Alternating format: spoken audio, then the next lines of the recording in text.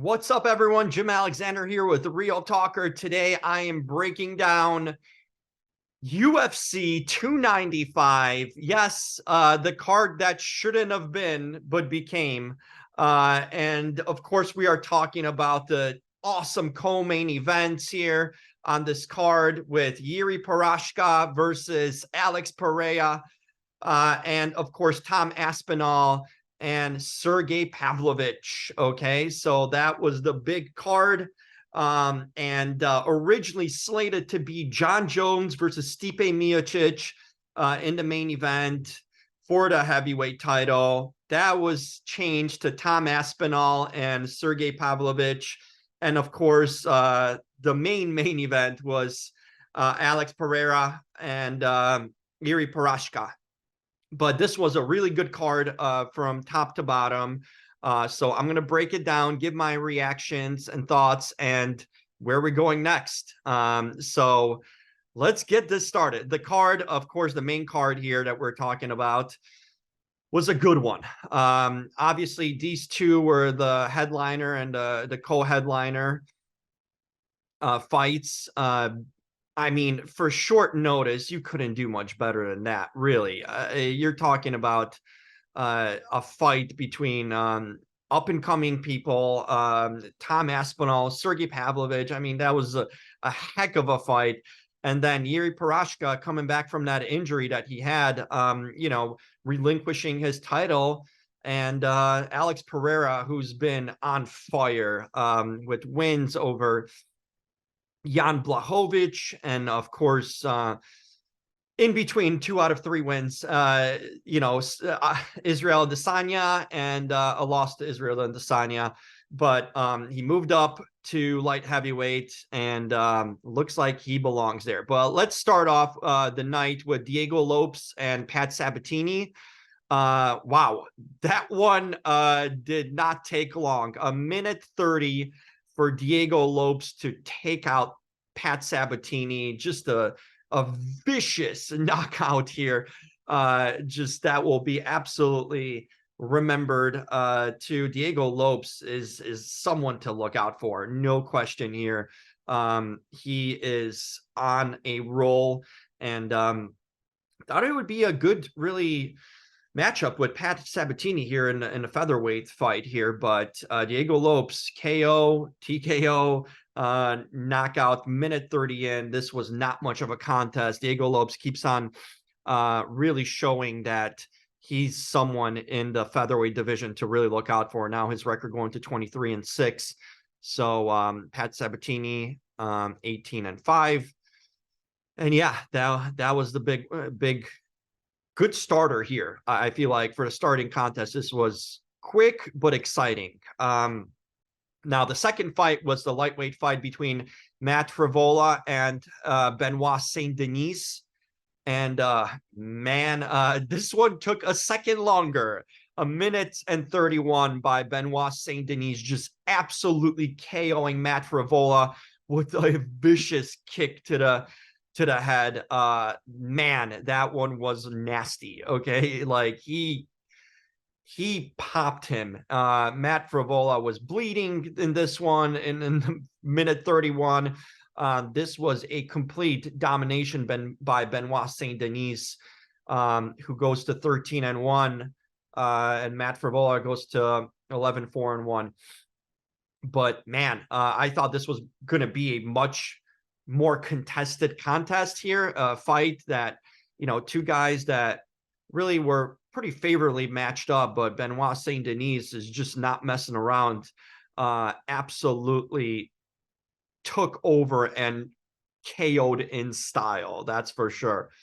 The third match here was a women's strawweight match, Jessica Andrade versus Mackenzie Dern. Two Brazilians going at it. Mackenzie Dern was the favorite here, had a lot of hype coming in. Jessica Andrade just fights every card, it seems like. She's just a fighter's fighter, really doesn't turn down any fights. Mackenzie Dern, someone that was ranked lower than Jessica Andrade coming into this. I believe Jessica was 5 and Mackenzie Dern was 7.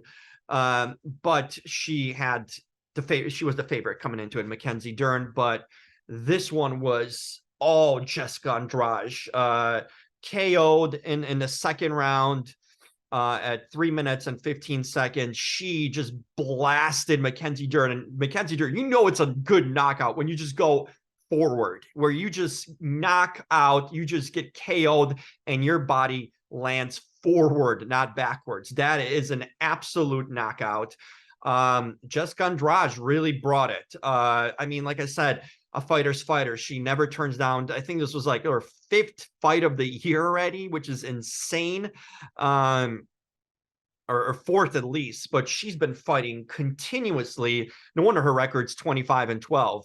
She just fought so many fights. And then Mackenzie Dern falls to 13-4. But Jessica Andrade, once again, proves in a women's strawweight division that she is a contender, always in a title picture, and we can see why. And Mackenzie Dern, this is a big loss because she was having to hype, and she did not look good in this fight. She really got damaged and pretty much destroyed throughout.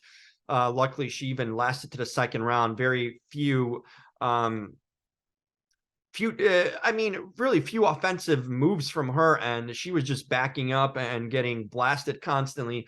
Andrade was very much the aggressor in this fight, and the rightful winner in it. So Andrade wins. Mackenzie Dern, maybe the hype will subside a little bit, but she needs a big win in her next bout. Now, on to the co-main event for the heavyweight title, for the interim heavyweight title. Man, Sergey Pavlovich versus Tom Aspinall.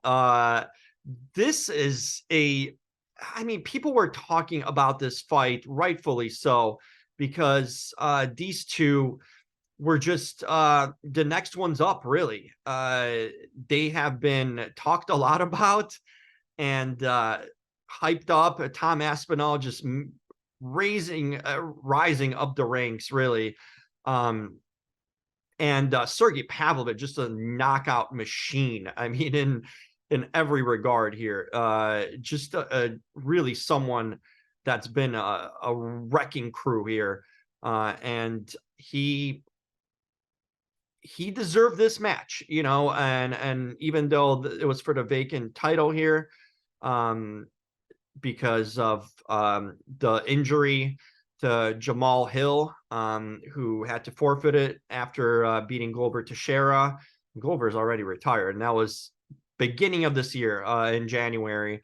The ACL for Jamal Hill. So they had to name an interim. It took them a while, but man, did this fight. It was even coming in. I mean, the betting lines were kind of really even in a way here coming into. You could have picked anyone. I think might have been Aspinall might have been the favorite by the end of it all. But it was really moving. I mean, Sergey Pavlovich with the name that he's created with all the knockouts. I mean, he's a first round fighter, you know, knocking people out in the first round. This was going to be tested because we knew that Tom Aspinall had some ground game, you know, to him, and that if it went to the ground, he had an advantage there.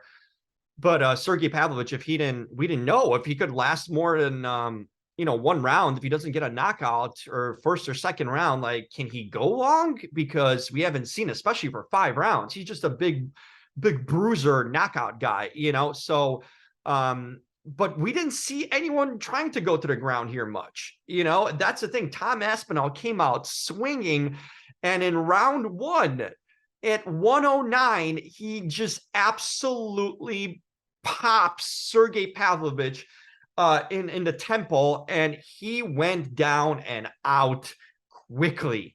It was surprising because if someone's going to get that massive knockout in round 1 at 109, it would have been Sergey Pavlovich. I mean, the money would have been on him to do that. If you were betting the outcome here, you would think Tom Aspinall had more probably stamina to take it longer, to go 5 rounds, or, you know, just at least a couple more rounds than the first one. And if he had the ground game here, although don't get me wrong, Tom Aspinall's got a hell of an arm and punch here.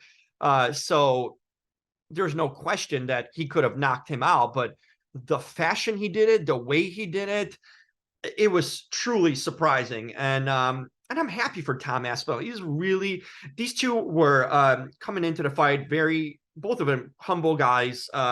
Really didn't talk any junk or smack to each other. They were really respectful of each other. They had this cool kind of arm embrace right before they and the octagon right before the bell rung. But it was cool to see the humbleness and Tom's genuine emotion after that. He was crying. He seemed in shock. I'm really happy for the guy. I think he absolutely deserves to be the heavyweight champion, and rightfully so with this performance. So, wow, what a showing for Tom Aspinall. At this point, I'd love to see a Tom Aspinall fight versus imagine John Jones, maybe Stipe. Could they do that? I mean, it's going to be super interesting to see where Tom Aspinall goes next with the interim championship. I mean, yeah, with the championship here. So let's see. Because John Jones is right now on the sideline. He'll be out for a long time with that torn ACL. So do we wait till the end of the year? It's kind of an interesting thing now in the heavyweight division, because where do you go? Do you bring Stipe up versus Aspinall, or do you wait for that Stipe John Jones fight? But that might be well into 2024, deep into 2024. I'm not sure what they do here. Who does Tom Aspinall get next, right? I don't think you run it back with Sergey Pavlovich after that knockout. I mean, that was a clear winner here. It's going to be interesting to see who's going to step up in the heavyweight division with the injury of obviously John Jones being out, and Stipe kind of seemingly waiting for John Jones. I think you got to do Stipe, Tom Aspinall. The uncertainty of John Jones even coming back. I mean, he was just out for 3 years after making his return earlier this year. So it's like, we don't know if John Jones is going to come back, even though he seems motivated and ready, but he took 3 years off, until this point. So, and he's getting up there in age too. I mean, especially talk about Stipe in his 40s. I mean, Stipe does not have a lot of time at all left. So can you wait out for the hope and dream of the main event that should have been?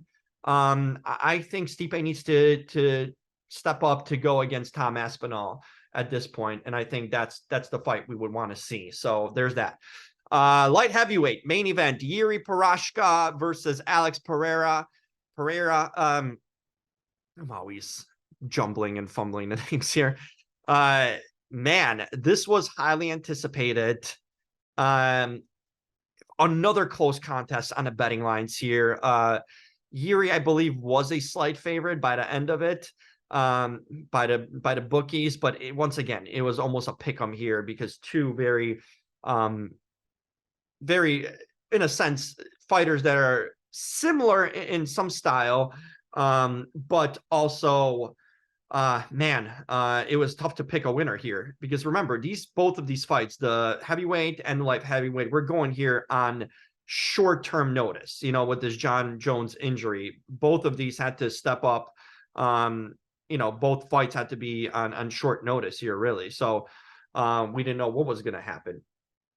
What was Stipe going to still fight, and no matter what, versus Sergey Pavlovich? That would have been, Sergey was first in line for the heavyweight. But here we had Yuri Prochazka coming back after a year, literally almost to the date of his injury. And this one went 2 rounds, and at 4 minutes and 8 seconds in round 2, Alex Pereira gets a knockout over Yuri Prochazka. And that one was controversial. I don't think the referee should have called it when he did. I thought it was premature. Yes, did he get a couple major shots, and Prochazka kind of folded down, and Pereira on top of him, but then Prochazka really just jumped up really quickly after it was soon as it was called. As it was called, he bounced up. So for me, the referee should have waited at least 5 more seconds here to see if Yuri's gonna, get up as quick as he did. And I thought it was prematurely called. I think this one could have gone on longer. And really, Yuri Prochazka was winning this fight in my estimation. I think he took round one, 10-9. And he was, I think if they had kept that going, I think it was just a weak point of him in that round two, what had happened. I think he would have recovered, and most likely, I think he would have taken this fight. I thought this was called too early, obviously. I wasn't the only one. DC, Daniel Cormier also thought so. I think Joe Rogan also thought so. So it was not a definitive, KO here for sure. I mean, he did get him good. I'm not going to take everything away from Alex Pereira, but he did get him good. But I think the quickness and how quick and Yuri Prochazka got up from that, it was just like, that's not a guy who just got knocked out, right? It's a guy who took it hard on the chin, but wasn't out. And I thought that was just a big referee blunder there. But Alex Pereira is your new light heavyweight champion. And Jamal Hill was there in the audience, but once again, when is Jamal Hill going to be ready? He's been out, also ACL. These are, I mean, ACLs now, if you look at Aaron Rodgers, thinking after like 3 months, he's going to come back and play in the NFL. But ACLs, for fighters are serious injuries here, and for anyone really. So, that's usually a 8 to 1 year injury. Will this be the next fight? Jamal Hill, will he be ready in, let's say, February or March for Alex Pereira? Possibly. I think that could happen. I think that probably is the fight we wait for in a light heavyweight division, especially since Jan Blachowicz, lost Alex Pereira in the last fight, and he was, basically a top contender in a light heavyweight there. I think you wait for this fight. I think you wait for Jamal Hill, who gave up his title. And I think that's the guy, Alex Pereira, that should go against him. And remember, Jamal knocked out and beat, I don't know if it was a knockout. I don't even remember. It was so earlier in the year. But he did beat Glover Teixeira, who had retired after that fight, who is the mentor of Alex Pereira. So I think that just makes sense with storyline levels and everything, Glover being the mentor trainer for Alex Pereira. But Alex Pereira, man, second light heavyweight fight, and he's the champion. That's something. I mean, beating Izzy previously in the middleweight division, and now he's coming in to basically dominate already the light heavyweight. That's a quick rise for this guy. So I think you wait for Jamal Hill in that way, and we'll see where things go. But a really good card. I'd probably give it out of 10, I'd give it a 7.5. You had definitely, basically everything was a knockout. Everything was a knockout. No submissions and just absolute knockouts. There's no decisions. All 5 fights went to knockouts. Yes, it was a quick card because these knockouts came in early. So we didn't get to see too much fighting, but certainly, besides the light heavyweight fight, which is marred in controversy, and that will take points off. This was a really good card. Definitive winners, really good knockouts, and a feel-good story with Tom Aspinall here.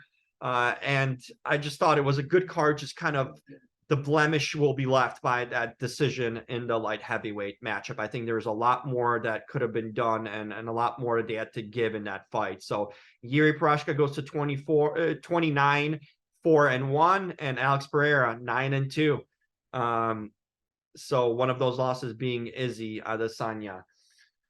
Man, UFC 295 from Madison Square Garden, New York. This was the right venue for this. New York always seems to get the November fall fights. That is a good place. This one lived up to the promise and the hype. Really good for, especially if you have to, remember that this was supposed to be John Jones versus Stipe Miocic, and on short notice, especially Yuri Prochazka, Alex Pereira, Sergey Pavlovich, Tom Aspinall, jumping in there. Yeah, that I thought was really, really good. And New York got a good showing for sure. So next card up, we will have, besides the fight night's coming up with Brandon Allen and Paul Craig, which should be good on November 18th.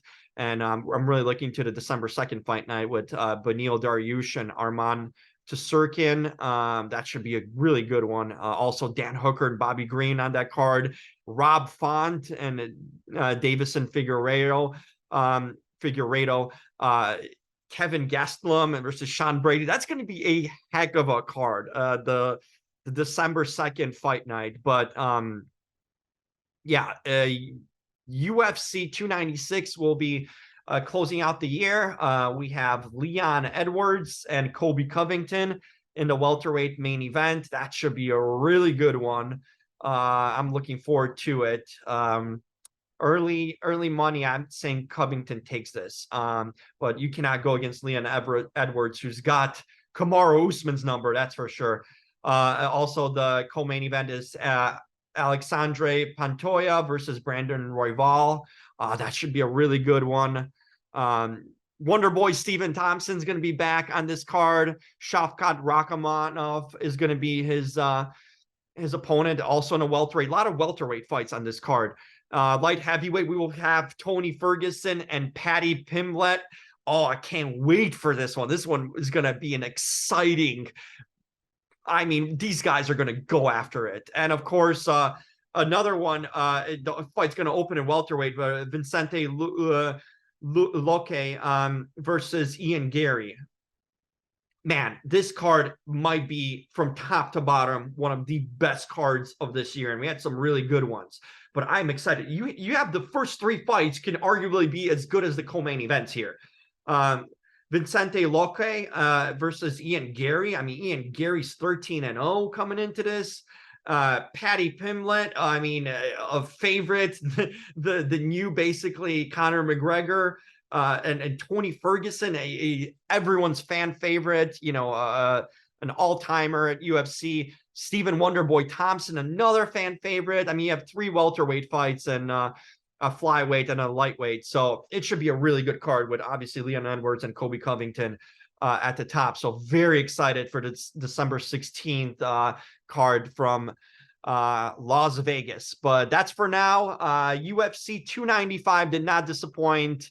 Really a knockout card, no pun intended. And my final score, a 7 out of 10. Maybe did I give a 7.5 earlier? Maybe I forgot. I gave a 7.5. It's between. You know what? We're going 7. That result's still kind of irking me and really got under my skin because I think they caught a great fight early. But that's it for now. So make sure to subscribe right here at Real Talker. And if you like this review and my reaction, give it a thumbs up. And of course, comment. Did you enjoy the card? What'd you think? Are you excited for what's next in these divisions? And, two titles changed hands. I mean, technically, we're two champions were crowned because of injuries to previous champions. But we have two new champions, Tom Aspinall, Alex Pereira. Really good stuff. So that's it. And make sure to follow me on social media at the Jim Alexander. That's on TikTok, Twitter, and Instagram. And of course, at the Real Talker, same places. So until next time, I'm Jim Alexander and I am out.